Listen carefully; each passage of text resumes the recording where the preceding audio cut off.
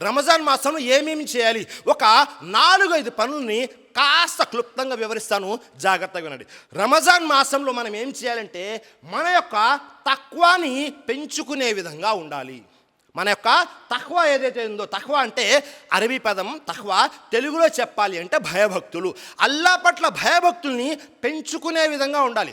సమాజంలో ఎక్కువ మంది ఉపవాసాలు ఎందుకుంటారు, పుణ్యకార్యాలు ఎందుకు చేస్తారు? 2 కారణాలు. ఎక్కువ మంది ఎందుకు అంటే, ఒకటేమో సమాజంలో పరువు రావాలి అని, పరువు ప్రతిష్ట రావాలి. ఆ వ్యక్తి అండి బాగా ఉపవాసాలు ఉంటాడు, బాగా ఖురాన్ తిలావత్ చేస్తాడు, ఒక్క ఉపవాసం కూడా వదలడు, ప్రతి నమాజ్లో కనబడుతుంటాడు అంటే వేరే వారు పొగడాలి, మన పరువు పోకూడదని కొంతమంది. మరికొంతమంది అందరూ ఉపవాసాలు ఉంటున్నారు, నేను ఉండకపోతే సమాజంలో అందరూ అంటారు, ఏమిటది రంజాన్ నెలలో కూడా నువ్వు ఉపవాసాలు లేదా, బేనమాజినా లేకపోతే బేరోజ్దారా అని అందరూ నా పరువు ఎక్కడ తీస్తారో అని ఉంటారు. అల్లాహ్ అక్బర్. ఈ 2 విషయాలు కాదు.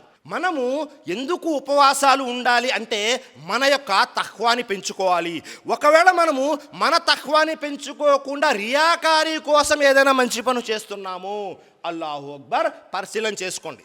అలాంటి ఏ ఒక్క పుణ్యం కూడా అల్లాహ్ స్వీకరించాడు. చాలామంది సమాజం చెబుతూ ఉంటారు, నేను గడిచిన 20 సంవత్సరాల నుంచి ఒక్క ఉపవాసం కూడా వదలలేదండి. ఇప్పుడు మిమ్మల్ని ఎవరు అడిగారు? నేను గడిచిన 15 సంవత్సరాల నుంచి ఒక్క ఉపవాసం కూడా వదలలేదండి. ఎవరు అడిగారు?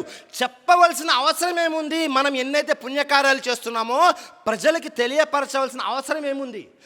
ఎప్పుడన్నా ఏదైనా ఒక సందర్భంలో ఎవరికైనా చెప్పడం వల్ల వాళ్ళు సరిదిద్దబడతారు, వాళ్ళలో తఖ్వా పెరిగిద్ది అన్న ఆలోచన, మనం వాళ్ళకి నమూనా అవుతాము అన్న ఆలోచన ఉంటే ఎప్పుడైనా ఒకసారి చెప్పడంలో తప్పులేదు. కానీ ఎల్లప్పుడూ నేను ఆ పని చేశాను, నేను ఈ పని చేశాను, నేను ఇన్ని పుణ్యకార్యాలు చేశాను, నేను ఇలా చేస్తున్నాను, ఇలా చేసే ప్రతి పుణ్యకార్యాన్ని ప్రజలకు చెప్పడం వల్ల ఆ పుణ్యకార్యం కాస్త వృధా అయిపోతుంది, ప్రదర్శనా బుద్ధిలోకి వచ్చేస్తుంది, రియాకారి అయిపోతుంది. సోదరులారా, దైవప్రవక్త ముహమ్మద్ సల్లల్లాహు అలైహి వసల్లం తెలియజేశారు. దేని గురించి? ఉపవాసాల గురించి. జాగ్రత్తగా వినండి.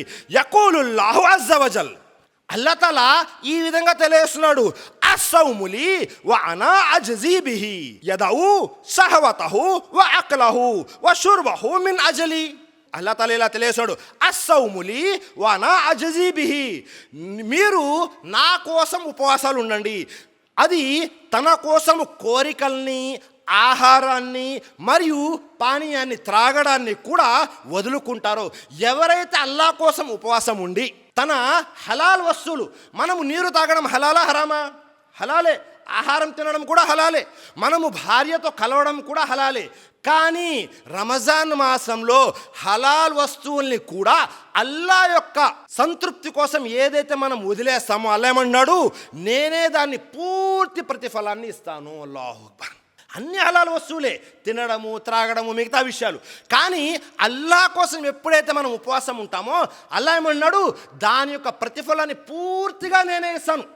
మనం చేసే ప్రతి పుణ్యకార్యం యొక్క ప్రతిఫలం అల్లానే ఇస్తాడు. మరీ ప్రత్యేకంగా ఇక్కడ దీని గురించి ఎందుకు చెప్పడం జరిగింది అంటే, జాగ్రత్తగా వినండి. ఒక వ్యక్తి నమాజ్ చేస్తున్నాడు అంటే ఏమవుతుంది? ఆ వ్యక్తిని చూడగానే ఆ వ్యక్తి నమాజ్ చేస్తున్నాడని తెలుస్తుంది. ఒక వ్యక్తి అల్లా యొక్క ఖురాన్ గ్రంథాన్ని పారాయణం చేస్తున్నాడు, చూడగానే తెలుస్తుంది ఆ వ్యక్తి ఖురాన్ పారాయణం చేస్తున్నాడండి. ఎవరైనా హజ్కి వెళ్ళినా, ఉమ్రాకి వెళ్ళినా ప్రతి పుణ్యకార్యం బయటకి కనబడుతుంది. కానీ ఉపవాసం ఏదైతే ఉందో అది మీరు చెప్పే అంతవరకు ఎవరికీ తెలియదు.